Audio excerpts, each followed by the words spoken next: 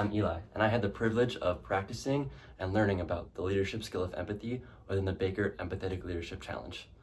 A really important quote that I found through my research was from Charles Morris that said that empathy is more than just identifying someone's emotions and trying to come up with the correct response, but true empathy involves vulnerability, where you start with listening, being able to relate to someone on a more personal level, and opening up to them as well about something that you can relate to.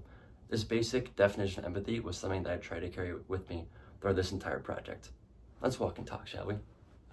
All right, so the first person I met with was Matt Margerone, who is a chaplain with Hope College Athletics. Matt was a really interesting conversation because he is a former Hope student who now works with students just like me and talks about a variety of topics, whether it's, sports, academics, relationships, and he's able to relate to us on that personal level because he's been in our position before. The second person I talked to was Drew Dow, who's a 2021 Hope graduate and did the Notre Dame Master's Program 2 years ago. So now he's working as an entry-level analyst for an investment bank in Grand Rapids, and his empathy looks a little different because he's in an entry-level role, and so his empathetic leadership sometimes looks like him anticipating the needs of his bosses in terms of what they need for work, and also his peers and coworkers, anticipating how he can use empathy to help grow and build those relationships there. The third person that I got to talk to was Joel Boersma, who's a pastor at Pillar Church in Holland. I thought it'd be good to talk to someone who can speak from the uniquely Christian perspective on how he shows empathetic leadership as a pastor. Here's just a little snippet from our really good conversation. And then finally just being open to the big questions that folks are asking. Right. Life, faith, vocation, relationships. Just trying to be a good listener on all of those levels as well. All right, awesome. I really enjoyed those conversations that I had, and thank you to all three of those people who agreed to meet with me to talk about empathy. So after these research and interviews, I decided to employ some of my learnings about empathy within my spheres of influence within my Exodus 90 group, where I'm a leader, and also when I'm a captain on the cross-country team.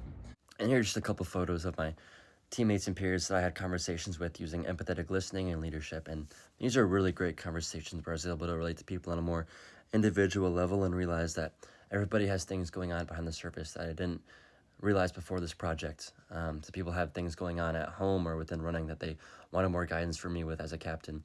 A friend of ours also broke her arm. My girlfriend and I went to go visit her and just sit with her in that moment.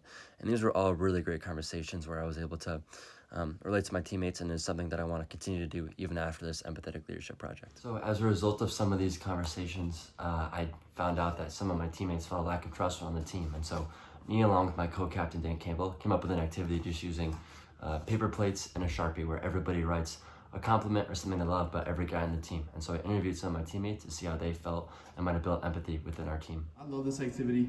Just being able to write on guys' plates and talk about how much we care about them and like some of their attributes that we really appreciate just was a big uplifting moment for the team. And I think it really helped us bond as brothers, so it was great. Positive stuff about each other because there was a lot of negative stuff going on the team, and kind of writing down these positive things, it really helped to grow empathy for each other and kind of just like relate everyone on the team and all their individual positive characteristics that they brought. Eli says, "I see a lot of myself in you, and you keep me in check. You are such a beast, and your energy is what will carry you through. I hope you never lose that love of running and competition. Love your brother, Eli." And that compliment shows empathy to me because it kind of just displays the willingness for him to open up and not only tell me how he really feels, but give me a little bit of guidance as well. Overall, I'm really happy with how my projects turned out, and I'm grateful to have been able to practice empathy within this challenge. There's moonlight on the